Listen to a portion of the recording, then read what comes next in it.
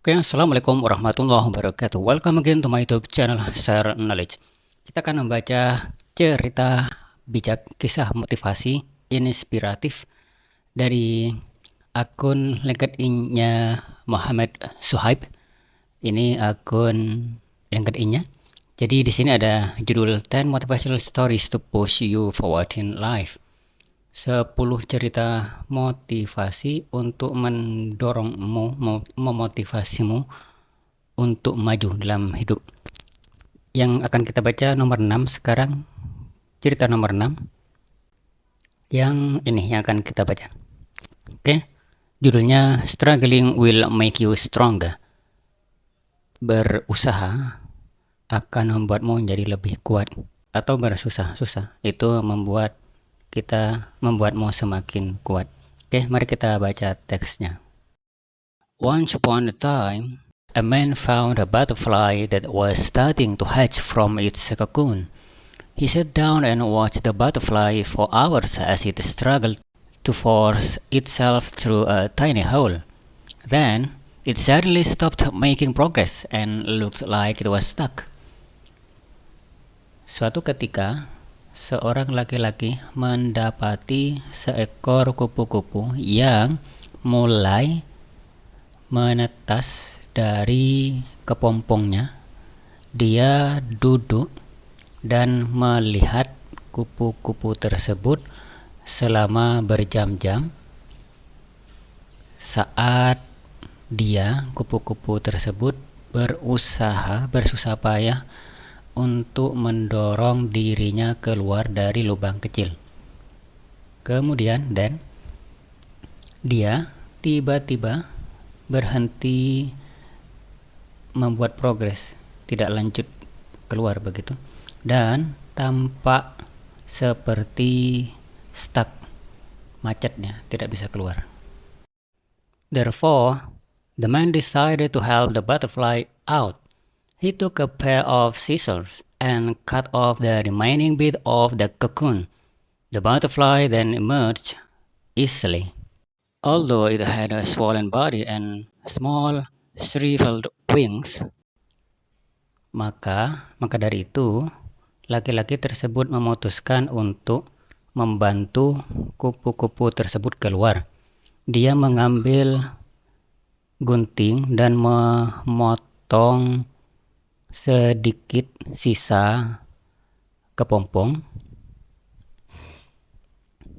Kupu-kupu tersebut kemudian keluar dengan mudah, meskipun dia memiliki badan yang bengkak atau gemuk dan sayap yang kecil dan layu. The man thought nothing of it, and he sat there waiting for the wings to enlarge to support the butterfly. However, that never happened. The butterfly spent the rest of its life unable to fly, crawling around with small wings and a swollen body. Laki-laki tersebut tidak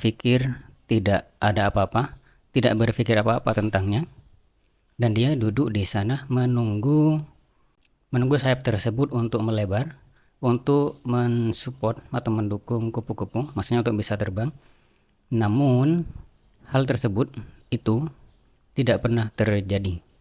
Kupu-kupu tersebut menghabiskan sisa waktu hidupnya tidak bisa terbang, merangkak-rangkak di sekitar dengan sayap kecil dan badan yang membengkak.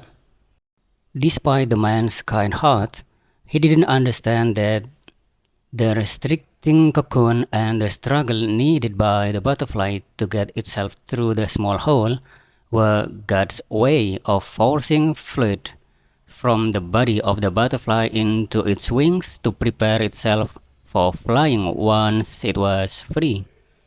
Meskipun laki-laki tersebut baik hati, dia tidak memahami bahwa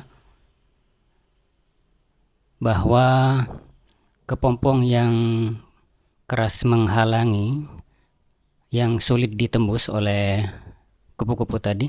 Restricting itu kan menahan, cocoon yang menahan keluarnya kupu-kupu itu dan usaha yang diperlukan oleh kupu-kupu untuk menembus lubang kecil itu merupakan cara Tuhan untuk memaksa atau mendorong keluarnya cairan dari badan kupu-kupu tersebut ke dalam sayap. Jadi ada cairan yang keluar nantinya dari badan ke sayap kalau dia memaksa, dan itu untuk mempersiapkan dirinya untuk terbang ketika dia bebas. Jadi di sini sebenarnya itu rencana Tuhan, kalau dia berusaha keras itu akan ada cairan yang keluar dari tubuhnya masuk ke sayap sehingga sayapnya itu akan melebar begitu. Nah, tapi orang tadi dia merasa bisa berbuat baik dengan memanjakan kupu-kupu tadi, dipotongkan. Akhirnya apa yang terjadi? Itu malah membuat dia celaka. Sayapnya tidak berkembang. Jadi pelajarannya di sini, terkadang apa yang menurut kita baik itu belum tentu baik. Artinya kita butuh ilmu di bidangnya. Seperti yang terjadi pada kisah ini. Kemudian memanjakan itu bukan berarti kita membahagiakan. Justru di sini malah membuat celaka. Oke? Oke, I think that's all from me. Assalamualaikum warahmatullahi wabarakatuh.